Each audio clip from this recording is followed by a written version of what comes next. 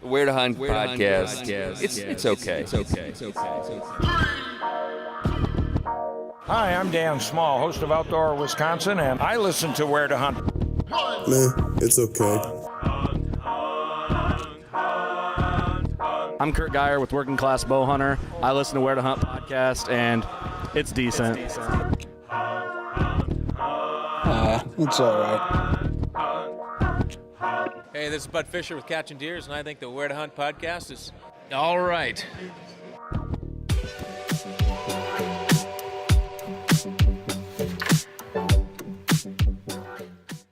Hey there, everybody. Welcome to the Where to Hunt podcast, the podcast that connects public land hunting enthusiasts. Today is September 29th, 2020. October is almost here. I'm your host, Eric Clark, and joining me, per usual, we got the Tubbs, Master Greg. Yeah, the co-host there, guy. There, guy. Do what you do. You know, you do this stuff, and you put the deer down. That's what you do. Once in a while. I'm just brain dead tonight. You're gonna have to carry the whole freaking show. Stupid Brutal. cold or whatever it is. Anyway, by the way, we're coming at you from the Okayest Hunter podcast studio. Please head on over to okayesthunter.com. And if you find some Okayest gear, hat, sticker, decal, hoodie, whatever, shirts, you can use code W2H podcast and get 10% off your order. And to my knowledge, no one's redeemed a code yet. So either people hate that site or they just forget to use the code and save themselves some money. So you can do that and save yourself some money. Do it. What's up, man? You didn't see anything in the field time except for some turkeys, huh? Just some turkeys tonight, and it really wasn't a total hunting mission to begin with. It was just kind of go out there and see if anybody is coming in, and they're not. And then, of course, I reconfirmed that by pulling some trail cameras and finding out that it's right at the end of daylight they're coming through. So just got to push further back. That's right. How it is. And we got an additional cold front coming through. It kind of bumped down in temperatures a little bit. And then, looking at the forecast, it looks like, Thursday it goes from a low of 41, and then Friday it drops down to a low of 29. So we actually get below freezing. I don't know. So would you say the cold front's like Thursday night or Friday morning, or like, I don't know, but a high of 50. So yeah, probably Thursday night into Friday morning. So Friday afternoon would be good. This weekend's going to be a good weekend to be out in the woods, right along with all the duck hunters. That's right. It is opening duck. I didn't get invited. Yeah, I won't be going probably. Yep, Southern Wisconsin unit is open for duck on Saturday. All right. Good to know.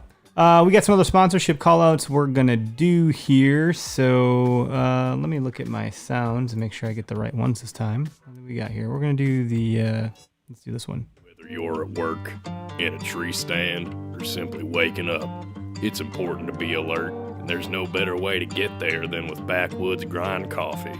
Ground fresh for every order, delivered straight to your door.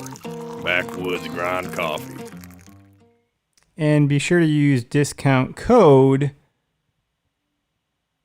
W2H podcast for 10% off. Backwoodsgrind.com. And, their website smells like coffee. You found your little notepad, huh? Yeah, I was like, oh no, where is it? And my microphone boom was in the way of what I could see. Let's do the next one. Take a look at your feet. Are you wearing Gumleaf USA boots? If you said no, you gotta reevaluate some things. Each pair is handmade and tested to take over 1 million flexes. These boots will take just about anything you can throw at them. Use promo code W2H2020 for 10% off your final purchase at gumleafusa.com. And you, sir, do you want to do the Vector Custom Shop ad? Well, I don't think I have much of a choice in the matter now, do I? All right, give her. You're looking for a custom-built set of arrows built to your specs, go check out VectorCustomShop.com. You can start out with a test pack. It's 2 arrows built to whatever weight and spine that you want to try out. Give them some test flights, see what shoots best for you. And then you can order up a half dozen or a full dozen, how you want them, at vectorcustomshop.com. And when you go to checkout, save yourself a little bit of money by using code WHERE2HUNT. That's it. Wow, I'm impressed. What's the deal with the spine numbers? Is it the lower the number, the denser or heavier it is? Correct. So it's a stiffer spine, so the arrow doesn't flex as much. And 2, it is also heavier. So it's heavier grains per inch. All right, I like it. Thanks for clarifying, because I didn't know that, and I should have known that. But you know me. I try for something after I try to all. I try to really limit the amount of knowledge that enters this noggin of mine based on what the topic is. All right. So, who do we have for a guest tonight? Yeah, so Tyler Brooks is on the line with us. Tyler is with the Chase Nation crew. If you don't know who they are, you can find them online on Facebook, on Instagram. You can find them on YouTube. But most recently, I've been enjoying watching them on Amazon Prime. So there's that. Tyler, what's going on, man? Not much. How are you guys? Thanks for having me tonight. We're happy to have Coming you. on. Yeah. Our friend Sam Ubel said, you know what? You guys should reach out to Tyler. He has a pretty unique style of hunting, so we're excited to get into that. But before we do, man, tell us a little bit about yourself. Like, where are you from? Do you hunt public, private? Like, what are you all about? I'm from southern Wisconsin. I hunt mostly private. I do a little bit of turkey hunting on public land down here. Not so much the whitetail on the public land, but do quite a bit of turkey hunting on public land. Greg, you got a turkey last Nice. year in public, right? Or was that this year? I did. No, it was last year. Well, this past spring. So it was this Yep. year. Yeah. I got him off of public. But it helps to have permission on the private next to public, though. So I did have that going for me. Nice. Okay, let's hear about what you got going on. So you're from southeastern Wisconsin. What do you do at Chase Nation? Are you running cameras? Are you the guy that the cameras are pointing at? Tell us a little bit more about what you got going on there. Anything they need, really. I'll go film anybody whenever they need, or if I can get away and come film somebody. A lot of the times I do a lot of self-filming just because you know how that goes during the rut. Everybody wants to be out and be hunting if everybody's got a tag. And then, turkey hunting, it doesn't always work out where somebody can come down and film you because, Sam and them guys, they're over kind of north of Milwaukee, so it's kind of a hike for them to come down by me just to film a little bit. So, but I film quite a bit with Nate and Cody. We do a lot of filming together just because they live right here in town with me, so that's nice. But yeah, I mean, anything they need from me, I'm there. So You're like the guy they call up for the odd jobs, and you're like hey, I'll be there, guys. Don't worry. You sound like you have a really great demeanor about it. Like, oh, I'll do whatever they need. This is great. Yeah, I mean that's how kind of everybody is on Chase Nation. It's we're all a bunch of buddies together, doing this. And it's not like, we're there to help each other out. So that's kind of what it's all about. That's cool. I like the culture. Teamwork makes the dream work. I think, we had, back before COVID struck and you could shake people's hands, I think we shook hands at Deer Fest back in 2019, before that got killed by COVID. So I know you and Greg definitely got to meet, and we hung out at your guys' really super cool booth that you put together, which, I don't know, Sam made it sound so easy. I'm like, man, I wish I could do that. Stuff like that. Right? You can drink beers together and hang out, right? My God. Yeah, wasn't that fun? That's crazy. It'll happen again. And can't wait. So, I guess the question I want to ask, because, the topic tonight really is, I think when I talked to Sam, he's like, you got to talk to this guy because he kind of goes off the grid for like a whole month, and I can't even recognize him a month later when he comes out of the woods.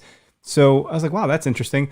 The first question that came to mind is like, what do you do for a living that you're able to take a whole month off to deer hunt? And then we'll get into like how you like approach all that. But I think that's the burning question I have for the audience.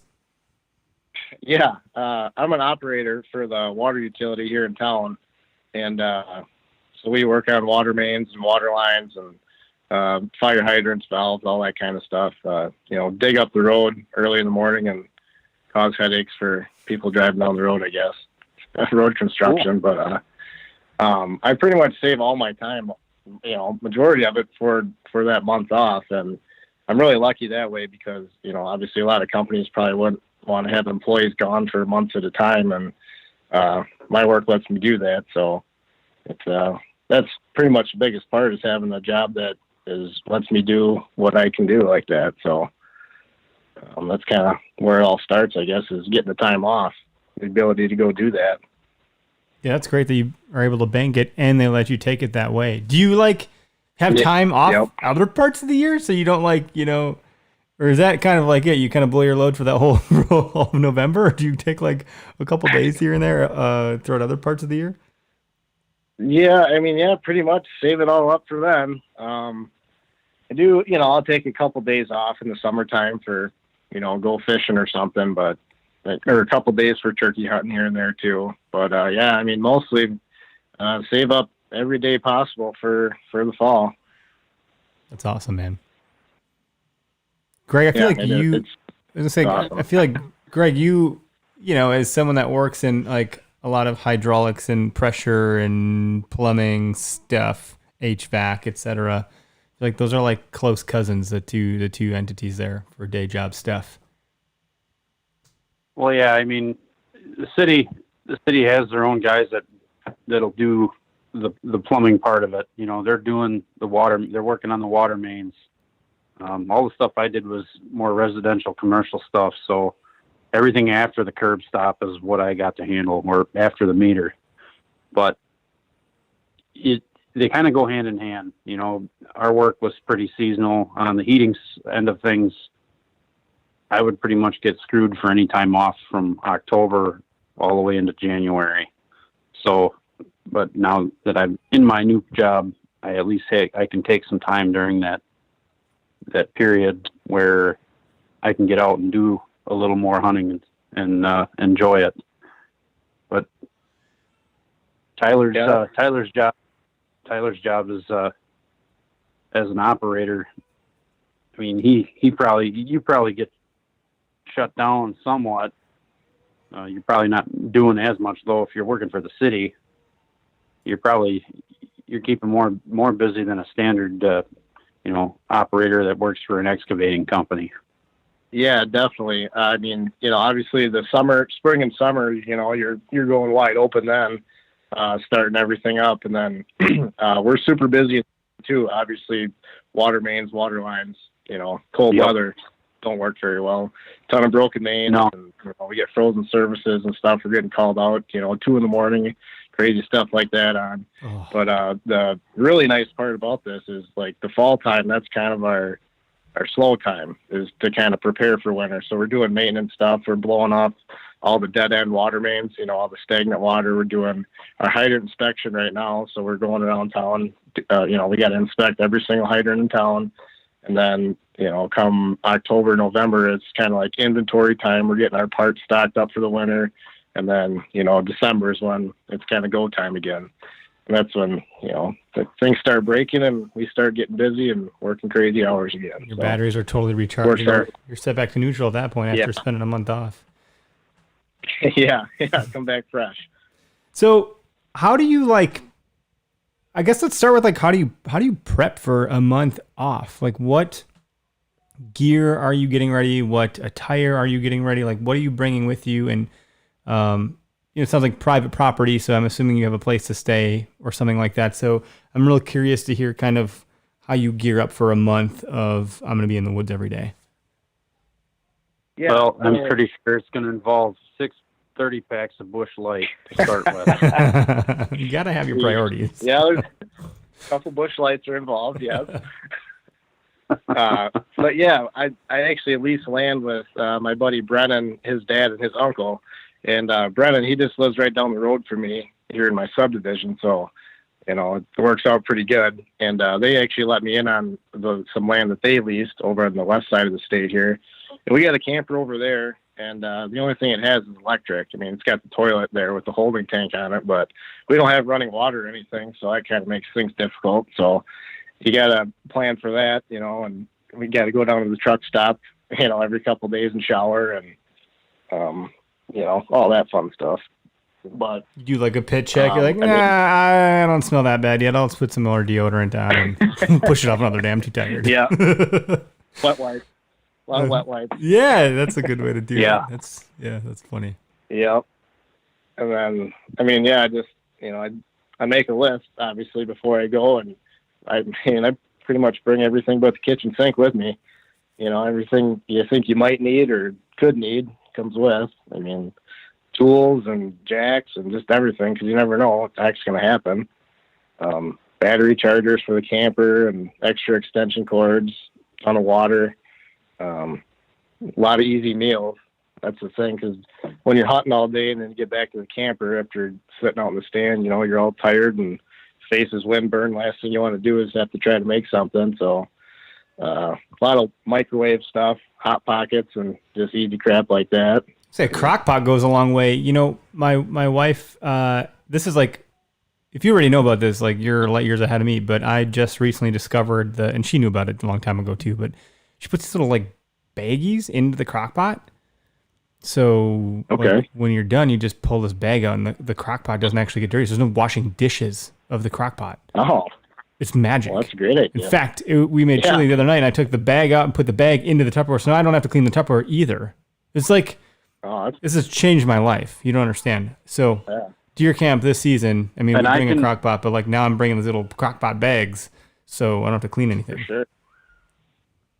And I can attest to the food tasting good and surviving from it, because I'm here and still alive after eating it, and it was damn good. But if you don't have running water, then you don't want to like do dishes. So this is like, maybe this is a game changer for you. For sure. Yeah, that is a game changer. Yeah, I'd never even heard of that before. So that's probably going to be the way we do things this year. Like bring the venison stew and the chili and everything else, dude. Just slop it all in this bag inside of the crock pot. You're good to go. When you're done, just toss the bag out. Do it again. Yeah, that would work out perfect up there. You say no running water in that. Yeah, heck yeah, that'd be awesome. So I'm excited about that, clearly. Anyways, so like bringing tools, I wouldn't even consider like jack stands and stuff, like and jacks. And how much water are you bringing? Are you just getting like a bunch of gallon jugs? Yeah. You know, I got a bunch of jugs that I'll bring up with me from home, and then like Brennan and his dad, Todd and Larry, they all have water jugs too that we just kind of keep reusing just for, you know, washing your hands and cleaning up dishes and stuff. So we'll always bring, you know, jugs back on the weekend if they come back, and then they'll bring them back up full of water. And yeah, we kind of got a little system down. Let's just kind of keep everything filled. So how often are you like saying, I'm going to shower at the camper with this water jug real quick? Rather than go to the truck stop? Never. I normally go down to the truck stop for a hot shower. Yes, I never showered at the camper. I just drive down. It's about a half hour away. Go down there and shower down there. It's got to feel pretty nice. Cold showers suck. Yeah, they do. But it makes it pretty like practical. You're like, you're watching the important stuff and then you're done. You're not like lollygagging around. For sure. It's not like a pleasure shower. Yeah. It's like, yeah, it's definitely not the most enjoyable shower, but hey, it's a shower. So. Yeah. All right. And then scent control, if you're not doing running water and you don't have washing machines to be, you know, if you're sweating your clothes up and hiking in and things like that, like how are you dealing with like your garments and things like that? Well, I keep all my stuff, you know, in a bin, I'm sure, just like everybody else does. And I'll put like pine boughs and stuff in there.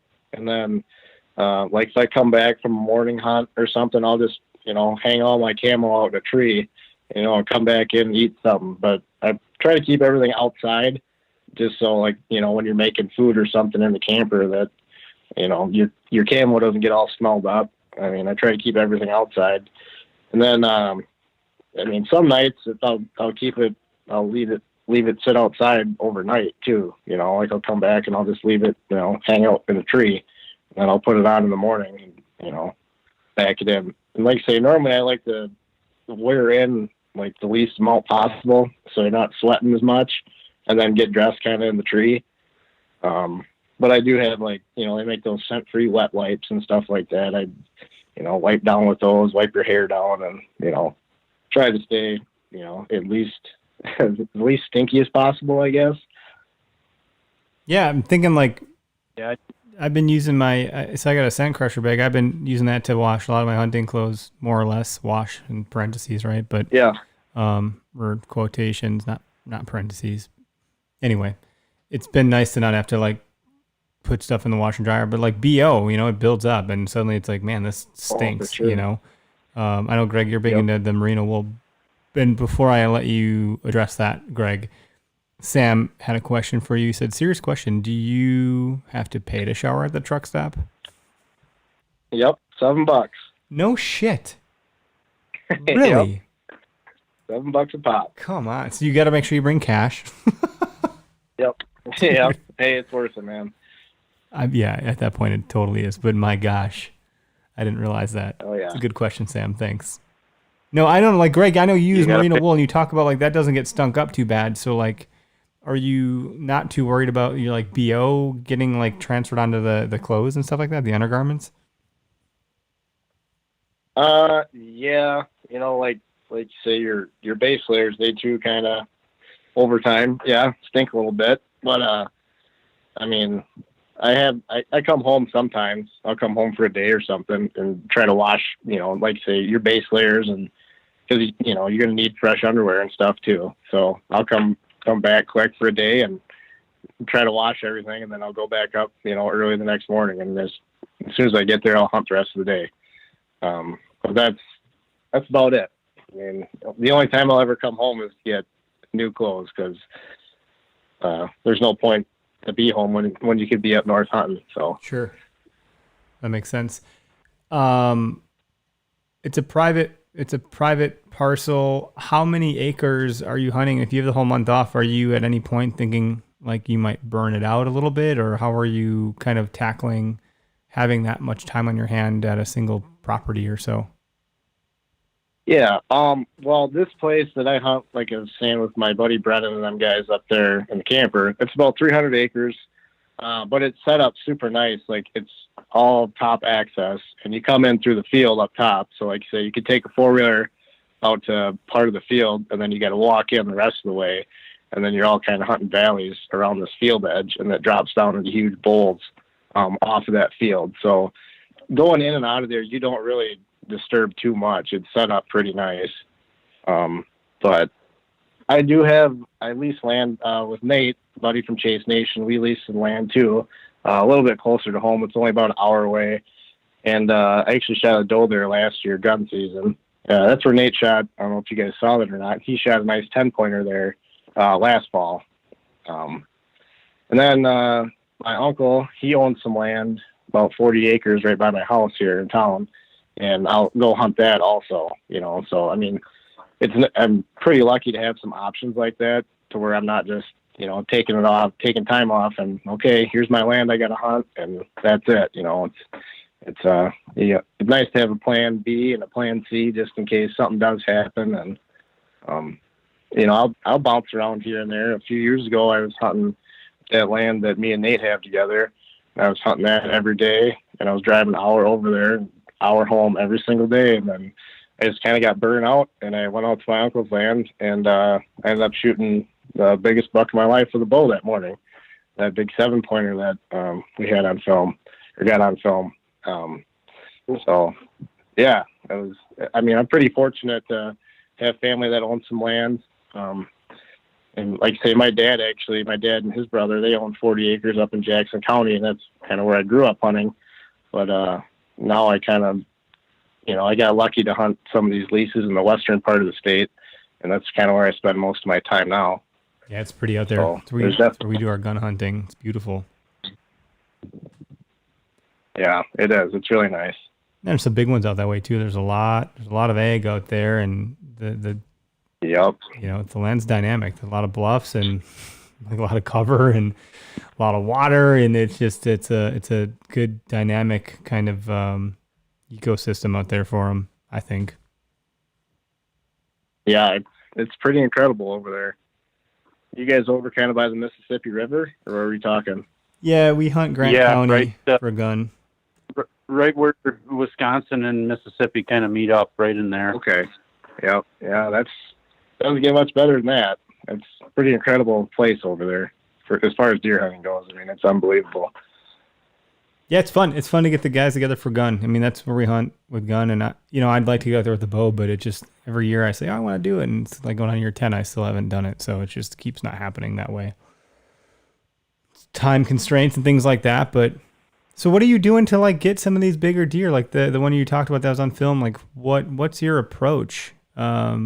How are you getting on the mature bucks? Like, I know private property, everyone says, oh, it's private property, you're so lucky, but that's not always the case. That's not just, it doesn't just like, deer don't know the freaking difference, so if you're right. hunting that way and you're sharing with a couple other guys, what are you doing to get on these mature animals? Well, regardless of where you're hunting at, those deer, they don't owe you nothing, It's not like, Right.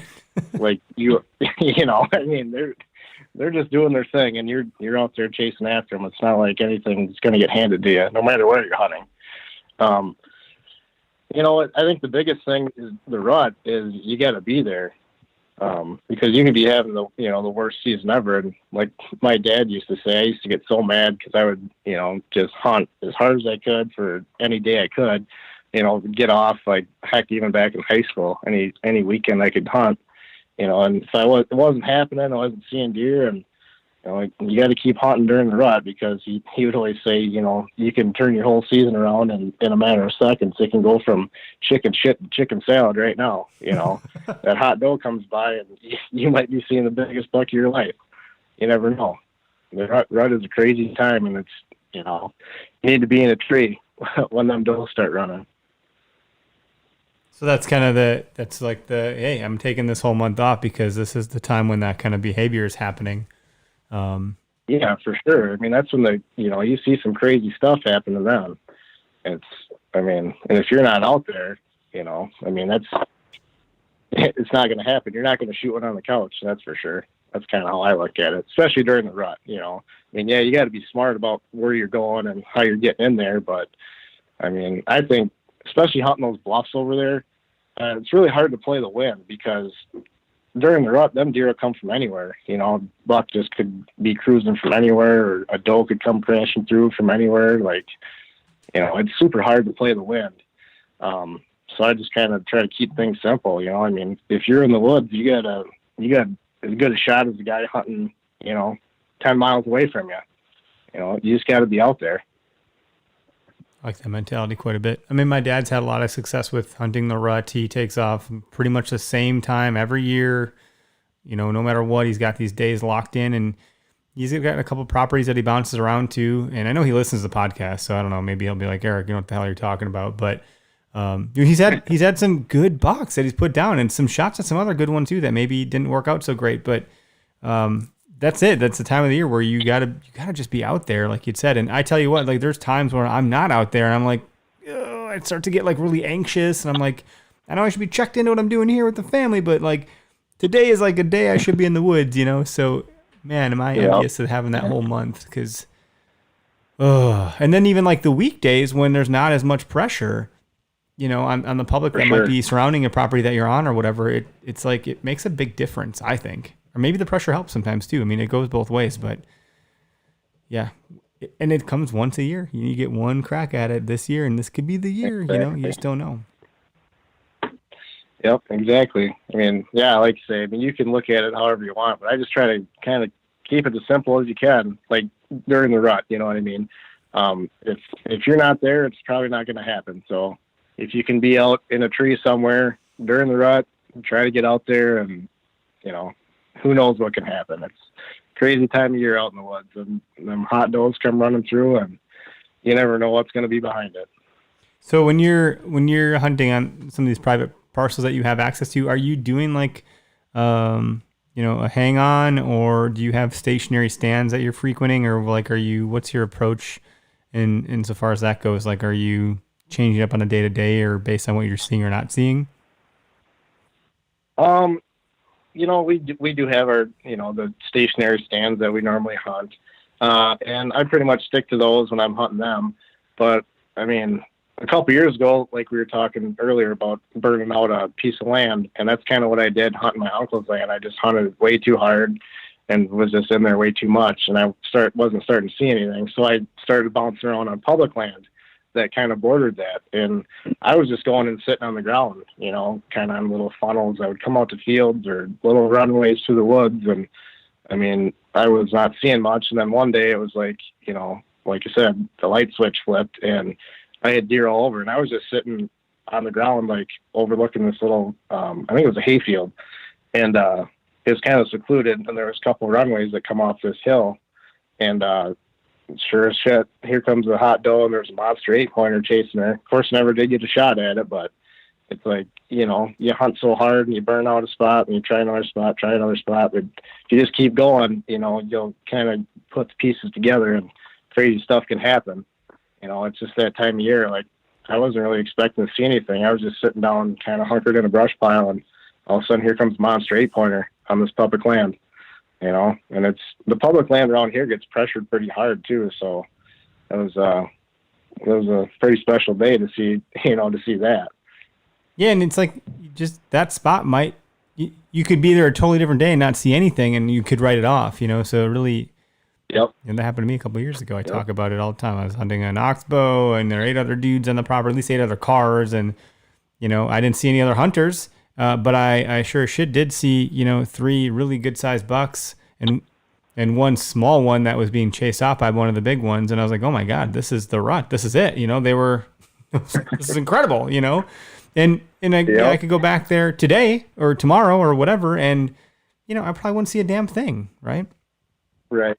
Yep. It's just not hot. Yeah, I mean, that's like I said, it can be terrible, or because you never know. You got to be there, or it could be the best day you ever had in your life. That's how the rut kind of is. I mean, and like I say, with me having all the time off, it's like, why would you not be in the woods? That's what you took the time off for. So be in the tree somewhere, or be in the woods for that matter, even if you're sitting on the ground like I was that day a few years ago. Just you got to be out there because crazy crap like that could happen. Yeah, for sure. You never know. Greg, you hunt the rut, obviously, right? I don't know how much time you get off, or if you take off dedicated days, or if you're just doing the weekend warrior stuff, or what do you do for the rut? You talking to me? Unless there's another Greg here, then I must be. I sorry, broke up there. Uh-huh. No, I haven't taken off any time to hunt the rut. Gosh, probably in a good 7-8 years now. I've been mostly hunting weekends, and I think the last time I did take off to actually hunt the rut, I did have one of the best days of field kind of things where I had I was getting a really wide 8-pointer on camera. This was on private by my mother-in-law's place. Was getting him on camera very regularly, throughout October, but it was always late at night. And then I decided to get up early one morning. It happened to be the 7th of November, and get out into the stand. Of course, the moon was up and it was pretty bright, and got into the stand and everything was real quiet. And all of a sudden I heard a bunch of commotion up the field just on the edge of the woods, and here was this monster 8-pointer. Then I heard grunting, and then all of a sudden I see these 2 little bucks chasing a doe, and then there was a 3rd little buck, and it was awesome to see all the grunting and the big buck pushing the little bucks off to keep them away from the doe. But that's probably the last time I actually took off and rut hunted. Otherwise, you're getting out on the weekends. So this year for me is one of the first times in a long time, at least, where I'm going to be. I think I padded my weekend. I'd have to check. I probably should check my calendar for Halloween weekend, because that's traditionally always been such a great weekend of activity. Or people say like the first week of November, at least where we're at here in Wisconsin, right? Southeastern Wisconsin is where I'm going to be doing my hunting. I'm checking my work schedule right now to see what the hell I did here, if anything. Friday, when is that? The last week of October. So I took off. No, I don't know what I'm doing. I can't tell. Oh yeah, so Friday the 30th, and then Monday the 2nd. So I'm looking to try to do what I can that weekend. So certainly not a month, but it's something, right? And I tried to forecast what I could with my PTO days way back in the beginning of the year, before COVID and all that jazz, of course. Tyler, are you hunting at all before November for deer? Yeah. Yeah. Well, as right now, I've only made it out once. I had a good hunt. I hunted Saturday night of opening weekend. And I was out at my uncle's here by my house. I saw 5 bucks and a doe and 2 fawns. They're all smaller bucks, but again, I just kind of walked in. I was sitting on the ground in some brush between 2 smaller fields and saw a bunch of deer out there. It was pretty cool. But like I say, we're kind of busy right now at work, and I actually just got a black lab puppy, so he's been kind of keeping me busy too. So I haven't been able to hunt too much yet, but hopefully as time goes on, I can get out a little more after work and on weekends, hunting around here, try to sneak up north here and there. But been kind of busy with the puppy right now. So, but of course, come November, I'll be back there doing my thing. But Are you bringing the dog with you when you go, or you got someone watching him? No, I'll probably have my parents or my girlfriend watch him. So Nice. I don't think he'll do too well up there. Little puppy in the camper all day by himself. He probably wouldn't be too happy about that. Yeah, I suppose No, not. separation anxiety will get the best of him, and you might be missing some, or you might be finding pieces of things. Exactly. That's kind of fun. Puppies are great, man. A lot of freaking work. Holy crap. Yep, for sure. It's like a It's child fun, that never though. grows up. I enjoy it. Yeah, it's a lot of fun, especially when you can get them out, doing what you like to do. Like when I had my lab, it was ducks and pheasants and shed hunting and fishing.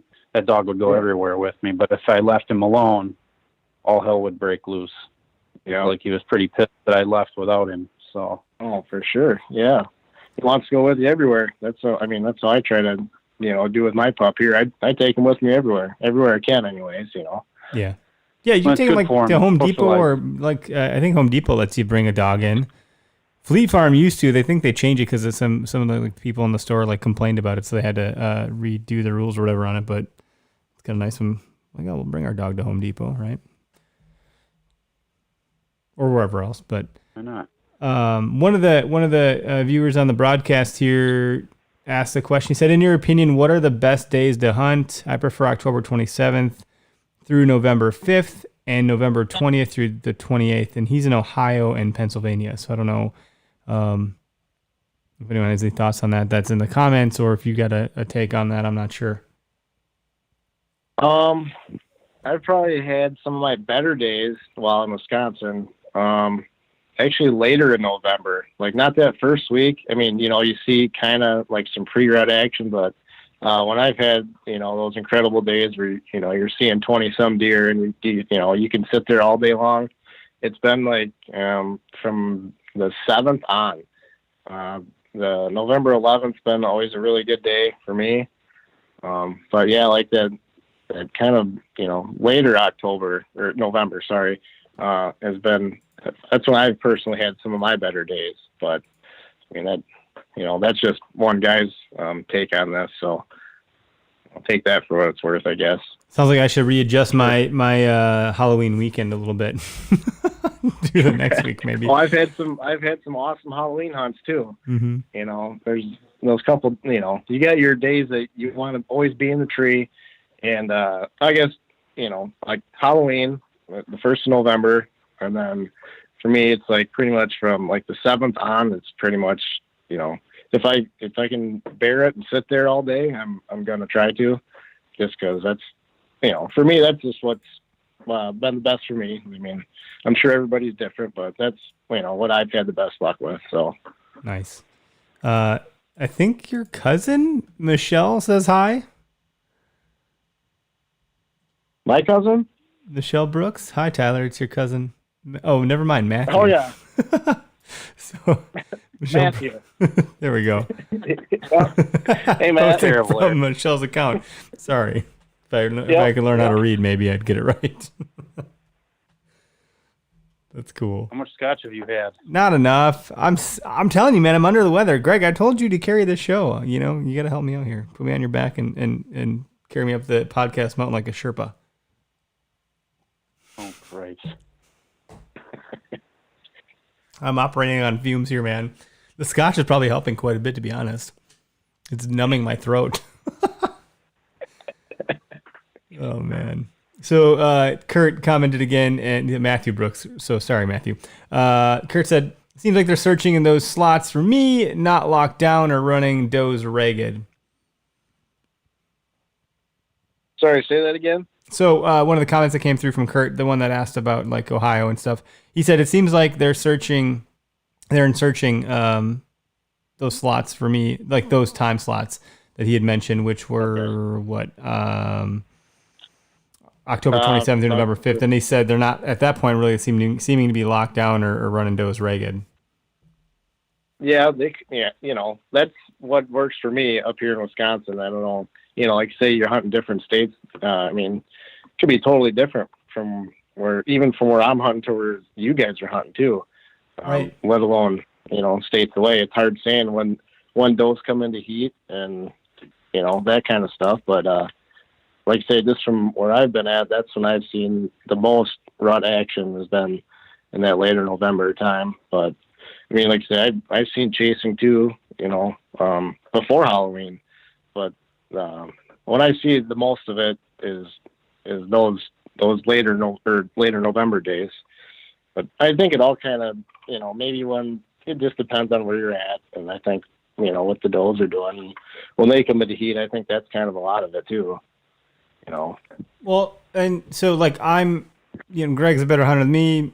I don't know, maybe you're a better hunter than Greg, and it goes up from there or whatever. But like I tend to ask pretty novice questions because I'm pretty beginner, you know, in all honesty, in my approach and what I know and what I practice and everything. But it seems like, would it be better to be focusing on, like, if they're locked down, that doesn't sound good, right? Because then they're not moving. So you would want them chasing, right? Well, I'm no expert either, so I'm just speculating here. From the best few days that I've had in the woods when I've seen most deer movement. Yeah, I don't know. Greg, what do you think? It's hard to say. Well, and everybody's strategy is different. I mean, you're taking advantage of the ability to take off in November, and those are time. You can't beat time because of the amount of deer movement. You know, and there's other guys that swear by October. There's other guys that are getting it done in September. You know, they prefer to get it done in September before they lose their bucks in end of October into November. So everybody's got their thing, and everybody finds their strength, and then they go with it. That's really what it amounts to. Yep, I agree with that. My buddy Cody, Chase Nation guy, heck, he's made a killing hunting in September. He's got it done, I think, 3 or 4 years in a row on nice bucks in September. And he's, you know, he gets some pattern, and he's got all the food plots and stuff, and he goes and makes it happen in September. So, you know, I don't, like I say, everybody's got their strategy, and mine's nice. Saving up their time to hunt November. So, sure. Well, and if you're like a lot of people too, they do more than just deer hunt. You know, you can get it done in September. You got all of October, November to go chase migrating ducks and oh yeah, muskie, maybe walleye. Do some. Yep, yeah. You got it. Muskie, walleye, fish. Yep. It's a good time of year for everything. It's just getting started. So, that. No, that's a good point. It's I've learned more this year about early season than any other year I've been hunting ever. You know, running the Tactic Talk segment, we are trying to do like content that like maps to the season. So we focused most of the content we put up so far under that segment has been early season, and the number of people that swear by and live by and practice early season hunting by, you know, like patterning these deer and capitalizing on it, it's like a new world for me. I didn't even know that was a thing because I just hate mosquitoes so much. I was like, I'm not going out early season. It's hot and there's bugs. F that noise. I'm like, with whoa. you. I'm like, whoa, you can actually pet on these things? This is great. Yeah. You need like 10 thermocells to combat the bugs in the early season, but whatever. Guys get it done like you just mentioned, If you do get it done early season, I mean, you better make sure you got a great shot on that thing and have a place to hang it and cut it up right now, because it's not like, you can let it sit overnight, really. I mean, it's so warm nowadays, early season, and it's just kind of you kind of got to be Johnny on the spot with everything. Otherwise, you might lose some meat. And that, for me, I don't want that. I eat a ton of venison. So, you take any, season, that's, I was going to ask, are you taking any does, or like this time of year? I know you said you got out and did one sit so far and saw some deer. Are you taking any does for meat? Oh, absolutely. Yeah. If I can, get a good opportunity at one, absolutely. Like I said, I love eating venison, and I'll shoot a doe for sure now this time of year. Oh yeah. Or if if it doesn't happen right now, then later on in gun season or muzzleloader or late season bow, if possible, if I can even get out. Yeah, I mean, I got nothing wrong with shooting a doe. I love eating venison. That's one of the best parts about all this. Hell yeah, man. Good. I have all right, so I guess we're kind of nearing the end-ish. If anyone wants to call in, the phone lines are open. They're always open. But, at this point, I'd love to hear, man, like what your most memorable hunt has been so far, and why that was important to you or memorable. Okay. Well, it's kind of easy for me. It'd be it was my first season bow hunting. I was 13, and my mom and dad's neighbor, they lent me old PSE Polaris, and it was about as tall as I was, super old bow. And my dad let me go bow hunting with him and my uncle and my grandpa up in Jackson County at our family's place up there. And it was like the coolest thing ever, because, I grew up, my dad and my uncles and my grandpa, they were always up there hunting, and I finally got to go with. And I remember it was actually November 7th. And my dad took me out of school that Friday, and we went up there. And I wasn't seeing nothing that Friday morning. And we had walkie-talkies back then, so we were talking to each other. And my grandpa and my uncle and my dad were all seeing deer, and I wasn't seeing nothing. And I don't know, all of a sudden here comes this little spike. And I seen him kind of trotting out in front of me. And I had my grandpa's actually old grunt call. And I grunted at him a couple times, and he kind of stopped, and sure as shit, he started walking right at me. I'm like, no way, like, holy crap, this might actually happen. And he actually came in at 20 yards and turned broadside, and I pulled back, and I absolutely drilled him. And I was like, no way, the first deer I've ever shot. I was like, holy shit. And it took off running. I watched it run through the woods, and it tripped over a log and fell over right there. And it was like, holy shit, all the hunting shows you watch when you're a kid, and, just dreaming of the day you could actually go do it yourself. And I went and shot one, and it was like the best thing ever. And it was really cool because everybody was there. My grandma was up there. My grandpa, who is no longer with us anymore, he was up there. And so it was just a cool experience to get to share, my first bow kill with everybody, and everybody to be there with me. So that's one I'll never forget. It was a pretty special day. That's pretty cool, man. That sounds super familiar to like. I think I'm 35 now. Did I just turn 35 in March? I don't know. I'm either Did you forget your age? Yeah, totally did. This is not the first time this happened. Did you get an ARP card in the mail yet? No. But that sounds like pretty close to like how I remember being a kid and hunting. Man, that's a great story. Yeah, it was awesome. Like you say, I was always looking forward to the time when I could finally go up north with everybody, and you finally get to do it, and you hunt all fall, and you finally shoot one, and you don't know what to expect. Your first time ever, letting your arrow go in an actual animal. It's like, holy crap, you're like in shock. And I remember seeing my fletching just buried right behind the shoulder, and it was like, no way, like I did it. It was really cool. I'll remember that forever. I love it. Awesome.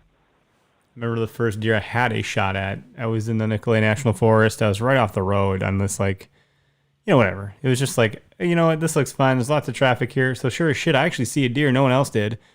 But I could have spit on it. It was a doe. She was right below me, and I called my dad on the walkie-talkie, and I'm like, there's one right here. What do I do? He's like, put the walkie-talkie down, turn your safety off, and shoot the freaking thing. What are you doing? I was like, oh, yeah, okay. And by the time I got to that point, I was like, it ran off, and I was like, oh, well, that was pretty exciting, and I was just jacked to have seen something. I don't see anything up there. Yeah, it's awesome. You remember that stuff forever. Yep. Super cold day, and they're like, wow, I can't believe you saw a deer right here off the road. I was like, well, I don't know. That's where I saw it. That's where the tracks were going. I thought maybe one would come by. I was super young. I had no clue what I was doing. Still really don't have a clue what I'm doing. If you ever talk to Greg, he'll tell you. I don't think any of us really do. That's why we keep going out and learning every time we go. That's right. Yep. You always learn something new. It's just like going to work every day. If you have a job where you aren't learning something new every day, maybe it's time to switch occupations. Yep, exactly. What do they say? Like if you learned everything, then you should probably stop hunting. Yeah, exactly.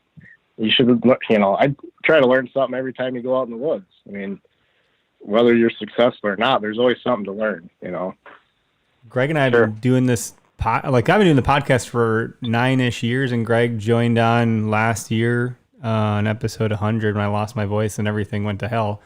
Not because of Greg, but it might have been. We've learned so much by talking to people like you, and we do it every week, and so we're just cramming all this knowledge in. And so this season, in fact, I think Greg, I was asking the question, how do we apply some of this stuff? How do we close the gap? What do we need to do? How do we think differently? How do we, get it done? So we're trying to apply knowledge now. We're not just soaking in and going, oh, that was cool to learn. We're trying to figure it out, and apply it and see what happens and learn. I'm the same way. Putting it. Oh, go ahead. Sorry, I didn't mean to cut you off. No, man. I didn't mean to cut you off, but I was just saying it starts by putting in the time. That's how you can learn. You got to put the time in. Well, having that whole month off, I know you and I had chatted last night a little bit, and having that much time in the woods to just, honestly, to be a young spirited kind of kid mentality for all, bounce around in the woods and taking that time, knowing you have the time to just go deeper, or I have the time, so I'm gonna explore this, or I'm gonna learn that, or I'm gonna figure this, I'm gonna see what he's really doing here, or I'm gonna dive into that area. Having that exploration component because you have the time compounds your learning. So you can apply what you learned in week 1 of PTO for the month to week 2, and then so on and so forth, all the way through to the end of the month. And then that carries on to the next year. I think it's just fantastic. It's a great approach. Yeah, I mean, obviously my dad taught me pretty much everything I know, and I still call him, when I'm up there, I'll call him every night when I get back and tell him what happened and be like, why did this deer not come in when I snort wheezed at him, or, and I call my dad all the time. My dad he got an answer for everything. So he's my guy that I always call and ask about, everything. But like you said, just being in the woods so much and just taking everything in and just watching how these deer move through the woods. I mean, you see so many deer come off this one hillside and, come down off of this little saddle and work through here. You're like, oh, well, maybe that's a pretty good spot for a stand. You never thought of that, but say you sit out there and you have a whole month to sit in the woods and watch deer walk around. You learn a lot from just watching deer too. And then, like I say, I'll always call my dad and ask him, what do you think? Should I move the stand here? Should I, this is what I saw today. What do you think? So, but being out there and then having my dad, being able to call him all the time, it's, you learn a ton. But like you said originally, I mean, just the time being out there and just watching them and, do their thing, watching the deer just do their thing. And you just learn a ton from just being out in the woods. Yeah, I couldn't agree more, man. The times you get to see them and lay eyes on them, you start to process things a little bit differently. I call my dad too. He's the first person I call for anything, even if I see a deer in the field driving, I'm like, "Oh, you wouldn't believe I just saw a 12-pointer," And he's like, "Cool." I'm like, but no, I saw it. I thought of you, and I called you, and he's like, "All right, great, I'm working," or whatever. But and most his answers are, "I don't know. I mean, deer do what they do. I don't know. I'm like, well, okay, well, I don't know either. Neither of us know what the hell we're doing. Great. Right. Yep. That's funny. Yeah. Well, it's nice too. Like a lot of the guys on Chase Nation, like Cody and my buddy Nate on Chase Nation, Joe Braun, that guy, Yeah, we he's had him crazy on. smart. He's a cool dude. Yeah, all these guys are super intelligent hunters. Brad Werwinski, he hunts a bunch of public land, crazy spots, and that guy knows a lot of stuff too. I mean, it's nice to have all these guys right at, tip of your finger on your phone. And if you got a question, you call them up and just talk to them. I mean, these guys are all super knowledgeable. Sounds like I'm gonna have to add a couple folks to my speed dial other than Greg and my dad. Yeah, you might want to call some of them guys. Them guys know what they're doing. I'll tell you what, you guys want to follow me around with a camera for a day, I'll tell you everything what not to do. And be like, here's 7 things you don't do, and it'll just be me fucking around in the woods. Blooper reel. That's funny. Well, dude, thanks for your time on the show tonight, man. An hour goes by quick. We're right at the end. So, how do people get in touch with you or Chase Nation if they have questions or if they want to learn more? Point them in the right direction for us real quick. I would hit up the Chase Nation Facebook page. Chase Nation's also on YouTube, Amazon, Carbon TV. Check us out all there. Otherwise, I'm on Instagram and Facebook also. So if you want to get a hold of me personally, Tyler_Brooks 4 on Instagram, and then Tyler Brooks on Facebook. So if you guys have any questions, hit up the Chase Nation pages and subscribe on the YouTube channels, and say we're on Amazon and Carbon TV. Check us out, and if you have any questions, just shoot me or anybody from Chase Nation a message, and be happy to help. Rock on. Well, Yeah, cool. you guys are pretty good about answering questions, so it's pretty hands-on. It's awesome. Yeah, I mean, like I say, that's how you learn a lot of things. You ask questions, and I'm always learning too. Everybody's always learning. I don't know a ton. I'm still learning too. So if you got something you want to share with me or anybody else, I'd love to learn, man.